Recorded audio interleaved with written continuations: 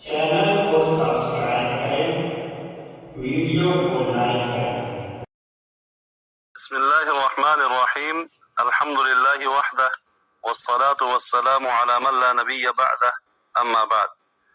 सांगड़ सूबा सिंध से जनाब आसिफ अली साहब, आपने पूछा है कि कुर्सी पर नमाज पढ़ना किन सूरतों में जायज है और उसका तरीका क्या है। नबी करीम ये भी बताएं कि इसमें क़ियाम कैसे किया जाए।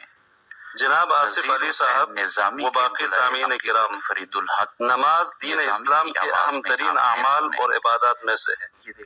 ये दीन इस्लाम का दूसरा बुनियादी रुकन और सुतून है और क़यामत के दिन सबसे पहले जिस अमल के बारे में सवाल होगा वो नमाज ही है। लिहाजा जिस तरह तमाम इबादत के मुताल्लिक दीन का उसूल है कि उनको उसी तरह ही अदा किए जाए जिस तरह से उनकी अदायगी का शरीयत में हुक्म दिया गया है, बिल्कुल यही मुआमला नमाज का भी है। नमाज को भी मुकम्मल उसी अंदाज और तरीके पर अदा करने की जरूरत है जो तरीका रसूल अकरम सल्लल्लाहु अलैहि वसल्लम ने दिखाया और बताया है। आप सल्लल्लाहु अलैहि वसल्लम का फरमान है, सल्लू कमा रअयतुमूनी उसल्ली, कि तुम नमाज बिल्कुल उसी तरह पढ़ो जिस तरह मुझे नमाज पढ़ते हुए देखते हो। और रसूल करीम सल्लल्लाहु अलैहि वसल्लम ने कभी भी किसी शरई और माकूल उज़्र के बगैर फर्ज नमाज में क़ियाम को तर्क नहीं किया है, क्योंकि फर्ज नमाज में क़ियाम रुकन है और बिला वजह किसी रुकन को छोड़ने की सूरत में नमाज नहीं होती है। सही बुखारी में हजरत इमरान इब्न हुसैन रजी अल्लाह अन्हुमा से रिवायत है, वो कहते हैं कि मुझे कोई बीमारी लाहक थी, इसलिए मैंने नबी करीम सल्लल्लाहु अलैहि वसल्लम से नमाज के बारे में दरियाफ्त किया तो आप सल्लल्लाहु अलैहि वसल्लम ने फरमाया, सल्लि क़ाइमा फ़इन लम तस्तति फ़क़ाइदा फ़इन लम तस्तति फ़अला जंब, यानी खड़े होकर नमाज पढ़ो, अगर उसकी ताकत न हो तो बैठकर, और अगर उसकी भी ताकत न हो तो पहलू के बल लेट कर पढ़ो। अब ये हदीस हमें बताती है कि जिसे नमाज में खड़े होने की इस्तिताअत नहीं वो बैठकर नमाज अदा करेगा। यहाँ कुर्सी पर नमाज पढ़ने का जिक्र नहीं है, इसलिए बेहतर यही है कि क़ियाम की ताकत न हो तो जमीन पर बैठकर ही नमाज पढ़ना चाहिए।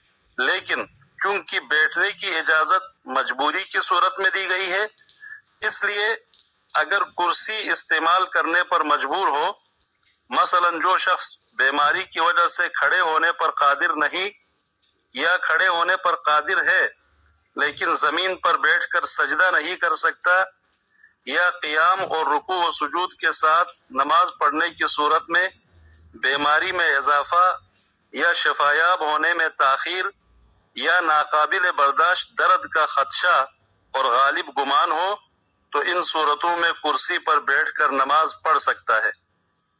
ये सवाल कि क़ियाम कैसे किया जाए, क़ियाम अगर मुकम्मल नहीं कर सकता मगर कुछ देर खड़ा हो सकता है तो उतनी देर खड़ा होना जरूरी है, उसके बाद फिर कुर्सी पर बैठ जाए। और अगर बिल्कुल ही क़ियाम नहीं कर सकता है तो नियत बांधते ही कुर्सी पर बैठ जाए। कुर्सी पर नमाज पढ़ने का तरीका यह है कि अगर आप बाजमात नमाज में सफ के साथ कुर्सी पे नमाज पढ़ रहे हैं तो सफ के अतराफ में कुर्सी इस तरह रखी जाए कि कुर्सी के पिछले पाए सफ के किनारे पर वहां आए जहां सफ सीधी करने के लिए एड़ियां रखी जाती है। मजबूरी की सूरत में कुर्सी पर बाजमात नमाज में नमाज पढ़ने के दौरान कंधे से कंधा मिलाना या पाँव के साथ पाँव बराबर करना लाजिम नहीं है। ये बाजमात नमाज में कुर्सी रखने की कैफियत का जिक्र है। अकेला या घर पर कुर्सी पर बैठकर नमाज पढ़ने की सूरत में कुर्सी का क़िबला रुख होने को यकीनी बनाया जाए, बाकी पाबंदियों में सख्ती नहीं है। कुर्सी पर नमाज पढ़ने की मुख्तलिफ सूरतें हैं। ये सूरतें मरीज की इस्तिताअत और ताकत पर मुनहसिर है। चूंकि नमाज में क़ियाम, रुकू और सजदा ये तीनों बुनियादी अरकान है, लिहाजा एक सूरत तो ये है कि अगर मरीज खड़े होने से माजूर है मगर रुकू और सजदा कर सकता है तो क़ियाम के वक्त कुर्सी पर बैठे, مگر رکوع اور سجدہ کو اپنی اصلی صورت میں بجا لائے، جس طرح عام لوگ کرتے ہیں۔ دوسری صورت یہ بھی ہو سکتی ہے کہ انسان قیام تو کر سکتا ہے مگر رکوع و سجود کی ادائیگی اصل صورت میں نہیں کر سکتا، تو اس صورت میں کھڑے ہو کر قیام کرے اور رکوع و سجدہ کے لیے کرسی پر بیٹھ جائے، رکوع میں ہاتھ گھٹنوں پر رکھ کر سر کو تھوڑا جھکائے اور سجدہ میں سر کو رکوع سے کچھ زیادہ جھکائے۔